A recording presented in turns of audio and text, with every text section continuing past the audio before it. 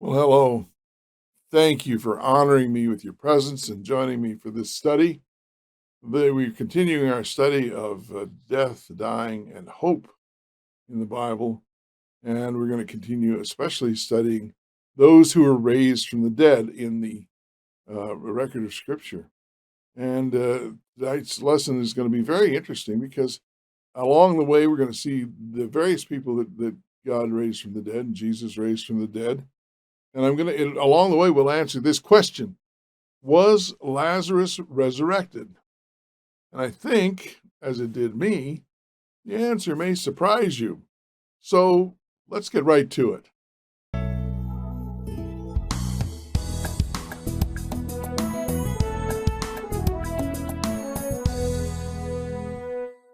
Well, tonight's lesson: resurrection before the cross. Resurrections, plural, before the cross. An interesting topic and fascinating to see how this works out because I was rather surprised as I got into it. And I think you may well be maybe as well.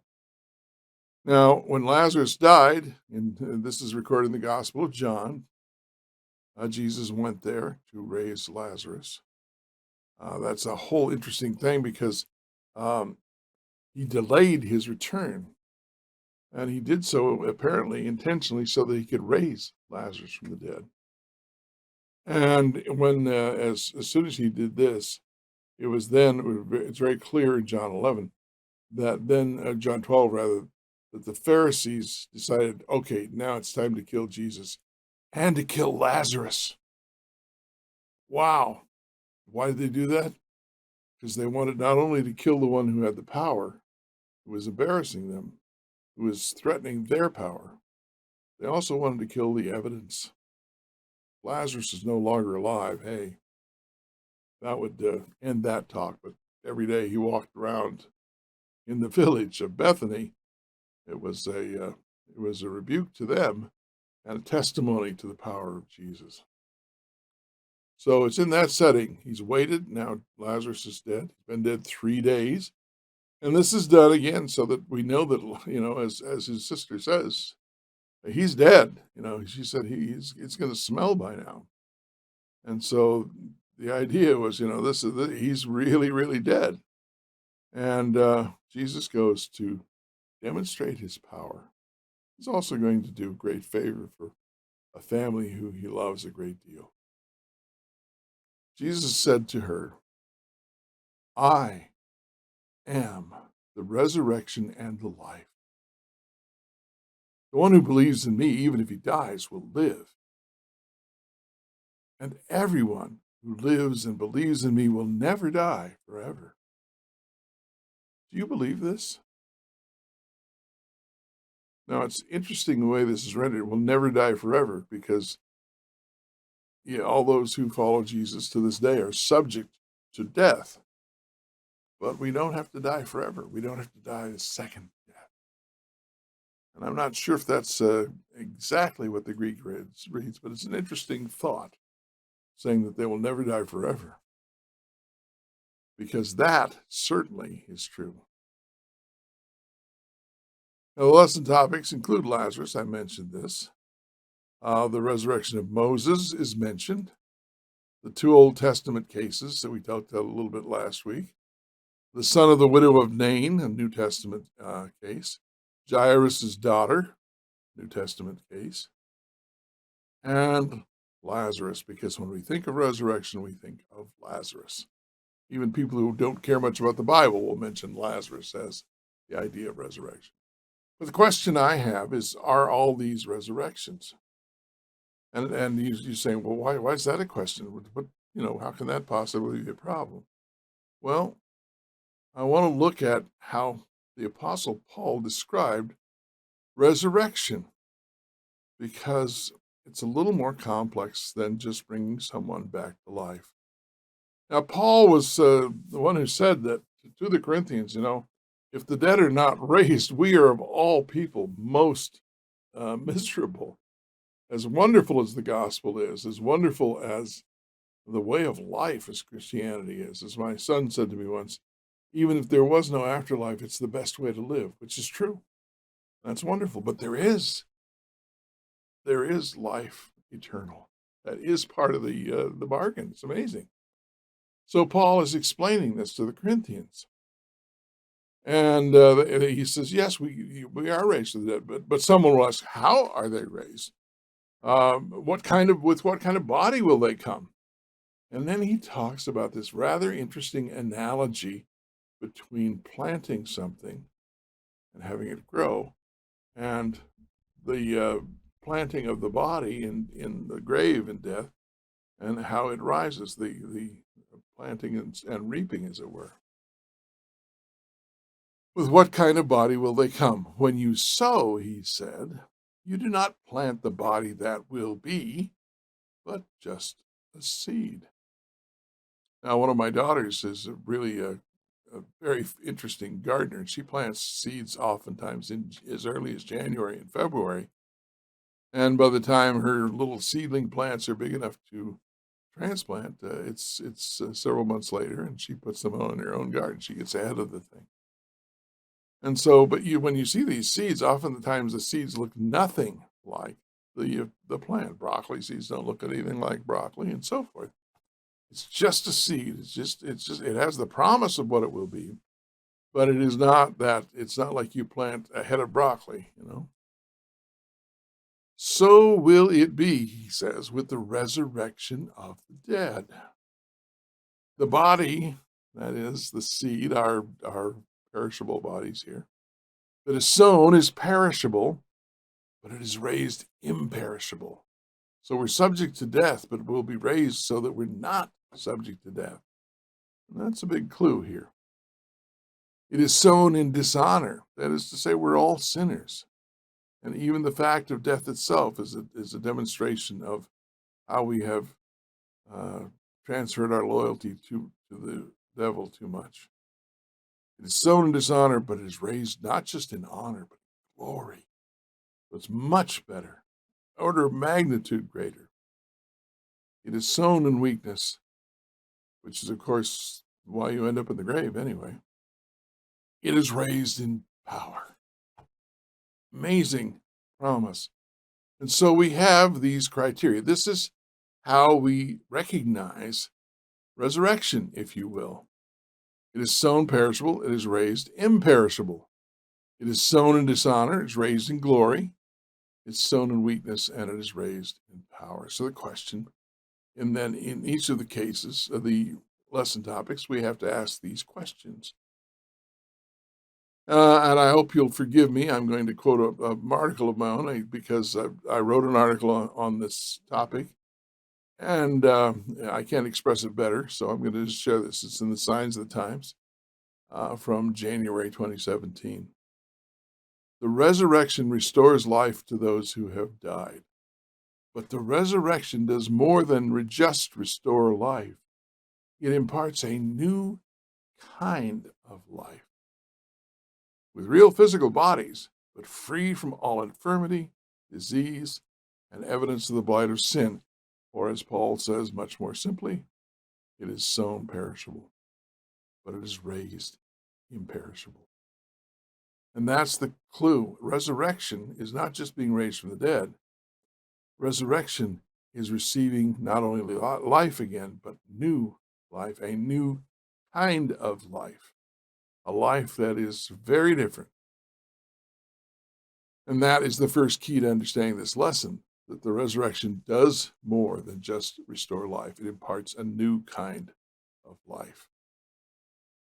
So how do we know if Moses was really resurrected? Because he's mentioned, but it's not mentioned in the Old Testament where it happens. And when it happens, here's the quote we have, the evidence we have. Even the archangel Michael, when he was disputing with the devil about the body of Moses, did not himself dare to condemn him, that is the devil, for slander, but said, "The Lord rebuke you."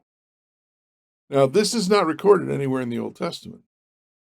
And this mention of it is the only one in the canon of Scripture. However, Jude here in his epistle is quoting another book. And that book is the Assumption of Moses, which in other words is about this whole process. Now, the Assumption of Moses is from what we call the Pseudepigrapha. That's a collection of books which are written in the New Testament era and in the New Testament style, more or less, but they were not deemed to be part of the canon. It's not the Apocrypha. That's the same kind of thing for the Old Testament, a series of books that were written about Old Testament events or Old Testament time and written more or less in that style. And they were known, but they were not considered to be part of the canon. They were not what was necessary. Basically, the Old Testament were Jews deciding what is it, what do you need to know and understand to be a Jew, and they came up with what we call the Old Testament, and they call the Tanakh. And then the New Testament is what the church said around the 4th century. This is what it takes to understand and to know what it is to be a Christian. That's the New Testament canon.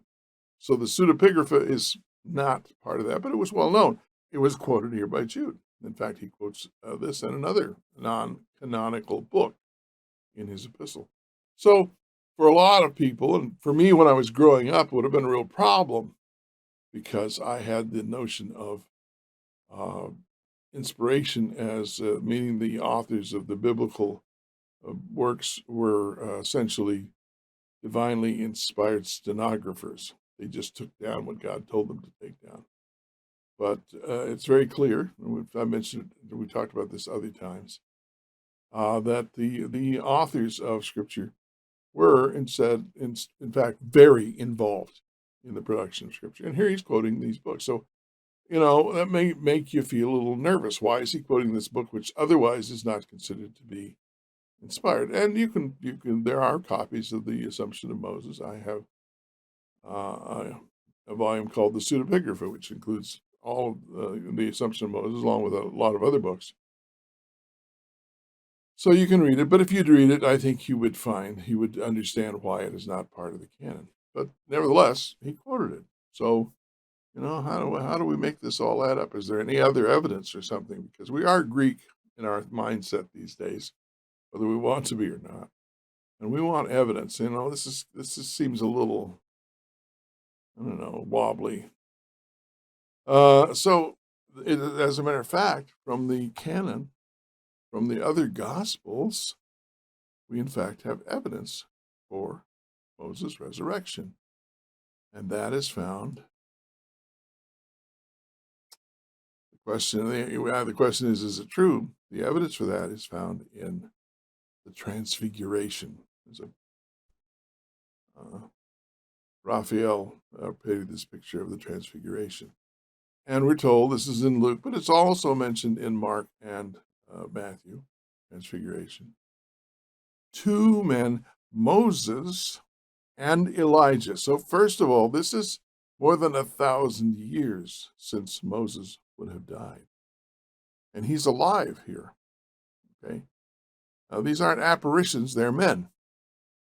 And Jesus is certainly alive here. He's not yet gone to the cross. So this is definitely talking about living men. Two men, Moses and Elijah. Of course, Elijah was translated, different process, perhaps. Paul goes into that too, but we're not talking about translation tonight. So Elijah went to heaven without seeing death.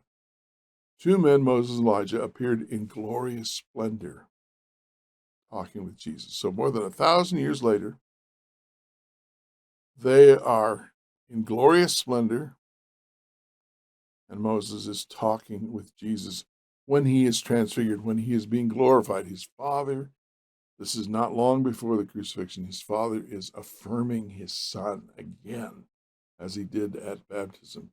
So this is a definite expression of God's approval and the power of his Son. And these men are talking to him about that. And what that's about is another topic we can't get into tonight, but there are more things. Anyway, so Moses, was he raised imperishable? Apparently, it was more than 1,000 years later, he's still alive. So we'd say, yes, he was raised imperishable. He is described as being seen in glory, in glorious splendor, he said. And of course, he has power because this is an affirmation of the Son of God, and he is part of that affirmation. And he's talking to the Son of God in this Transfiguration. So clearly a figure of power. So Moses was apparently, yes, resurrected. And whatever other errors there might be in the book, The Assumption of Moses, that apparently was correct, that Moses had been raised. What about the two Old Testament cases? The son of the widow of Zarephath that was raised by Elijah, and the son of the woman of Shunem was raised by Elisha. One of the many parallels in the lives of those two prophets. And the answer is, were they raised imperishable? Well, no. Neither. They were subject to death, and they lived for a while, and then they died. They were not glorious figures, except for these stories of their being raised. We don't know anything about them. And clearly not power. They were not powerful figures on earth. Whether they'll be in heaven or not, I have no idea. We can hope. But the point is that they don't meet any of the criteria for being resurrected. So what is this? Well, I call this resuscitation, simply restoring the breath of life to these two young men, two boys. Now, this is not a small thing. And this is not what happens in the ER in our hospitals, for example, because this is sometimes they're dead for hours, a very long time. So these are really wonderful miracles, but they just don't happen to be exactly what is qualified as resurrection. They're resuscitation, and they demonstrate that God has the power over death, has always had that power. And he has used his power to help build the faith of generations. But none of those happen to be resurrections because they don't have this. Now, there's more to this that we talked about, their new kind of life. Now, in his book, Miracles, C.S. Lewis talks about two classifications of miracles: miracles of the old creation and miracles of the new creation. And I would suggest that resuscitation is a miracle of the old creation, and resurrection is a miracle of the new creation. Miracles of the old creation include things like turning water into wine. He says, God does this every year, where he uses a grape vine. He uses sunlight and soil, and the water that's in the soil comes into that vine and is turned into grape juice and then into wine. So God does this all the time. He just, at the wedding at Cana, he did it all at once, and he bypassed some of these other things. But it's something that God has always done. It's not brand new. A miracle of the new creation would be Jesus walking on the water. People don't walk on water. And there may be some other manifestations of that, which are hints about resurrection. We'll talk about that toward the end here. But I would suggest to you again that resurrection is a miracle of the new creation, because we become part of that and then become part of the new earth. Okay. Whereas the resuscitation is, God does this all the time. He gives life to people, usually to babies. But this is what happened at creation. He breathed the breath of life into the human being, and they became a living soul. So that would be my answer to that. These two Old Testament cases, though, are not resurrection; they are resuscitation. The son of the widow of Nain. Well, again, he probably didn't live forever. We have no evidence that he did. We have no evidence of glory or power in his case. So there is no evidence that he was resurrected. So it's likely that he was. And I think we'd probably know if he'd been living forever. He was resuscitated, not resurrected, because he doesn't meet these criteria. Jairus' daughter, similarly, we have no evidence that any of the three criteria were met. And so she was resuscitated. These were not small things, don't misunderstand me. They're great miracles and brought great joy to the people of the time. And they demonstrated God's power, and Jesus' power specifically, over death. They were wonderful things. They just didn't happen to be resurrections. And then, of course, the one that everybody mentions, and I mentioned at the beginning, Lazarus. Well, Lazarus didn't live forever. He didn't exhibit glory or power, any of these things. It was, again, a resuscitation. It was a miracle of the old creation, and that's fine. And again, it's a wonderful thing. And it's important to understand how important it was at that time, because in the next chapter of John, we're told the Pharisees decided that they were going to kill Jesus now. There had been this plot that was looming for a long time, but this was the time to act because this had to be dealt with. And they also were going to kill Lazarus. Talk about cruel. He had just died.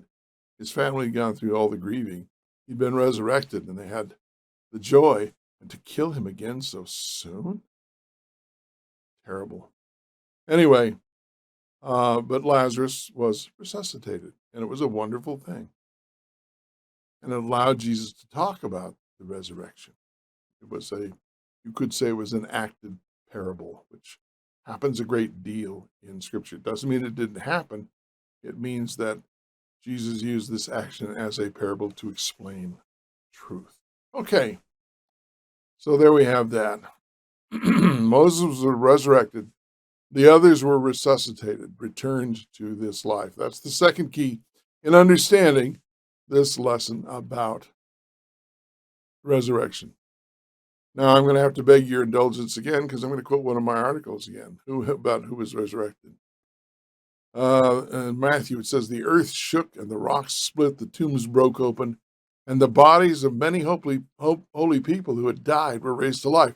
When Jesus died, this took place. This was not included in the lesson, but if you're going to talk about resurrection before the cross, well, this was at the cross, but before Jesus' resurrection, you're going to talk about that at all, you have to talk about these resurrections. These humans were raised from the dead when Jesus died.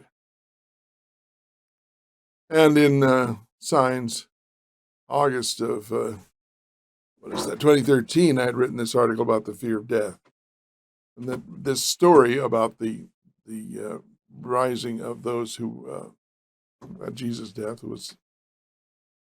this story tells us that the resurrection is not merely some promised event in the future, as wonderful as that may be. To the contrary, the resurrection has already begun. And that's a key to understand. This is not merely, as the old communists used to sing in the wobblies, they were called, pie in the sky, by and by. That's a lie. No, the Bible is not about that. God is the living, not of the dead. And the resurrection began. Not Moses was resurrected, but the resurrection, this end time event, has begun. And it began at Christ's death. Now, what happened to them, that's another interesting thing. I will just say here, and I won't take the time to go into it at any length, but in Revelation 4 and 5, we find the throne of God surrounded by 24 elders. These elders are given white robes. And in Revelation, the only ones who wear white robes are either Jesus or those who have been humans who have gained the victory. The 24 elders also have crowns, and these crowns are the laurel wreath, the Stephanos, which is the crown of victory. This is the laurel wreath they gave at the Olympic Games. And so they have crowns of victory. They have overcome. And there's a mention in Ephesians of Jesus leading captives to heaven. He took captivity captive. And this probably, I believe, definitely says, it refers to he had taken those who had been captives of the grave to heaven with him. Why are there 24 of them? Well, they represent the 12 tribes, because it takes out of the mouths of 2 or 3 witnesses from each.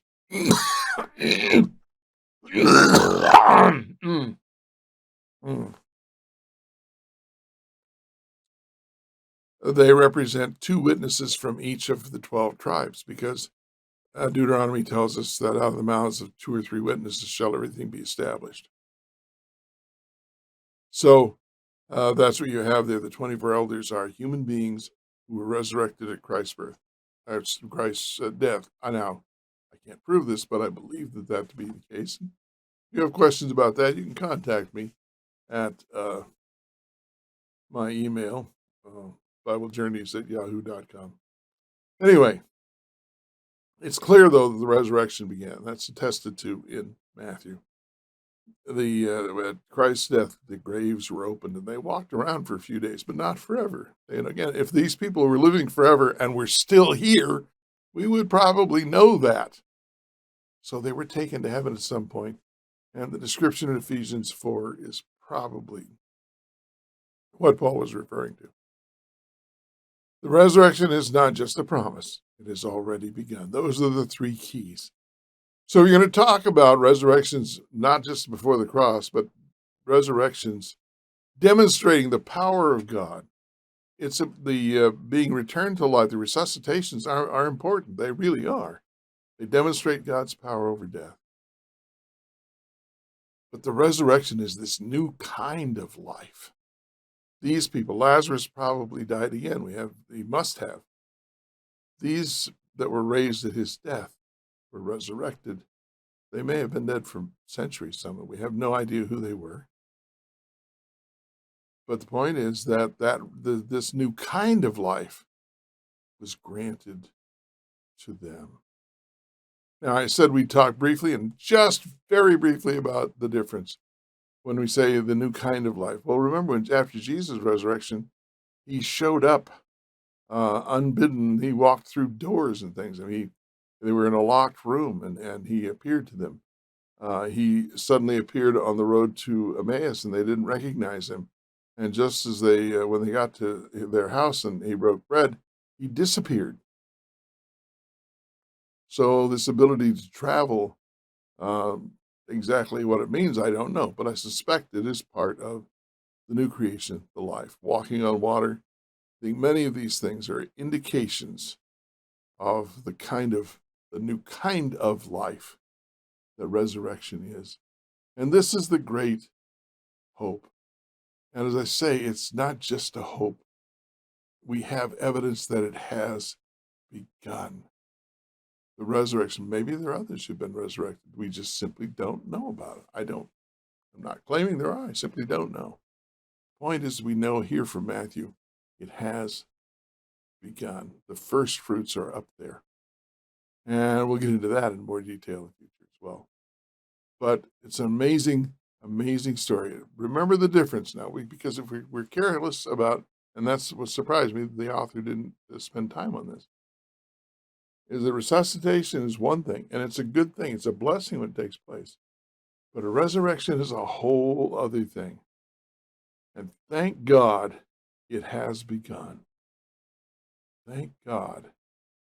You and I not only can look forward to it as a potential for us and our loved ones, but we can look back on it and say, we know it happens because it already has.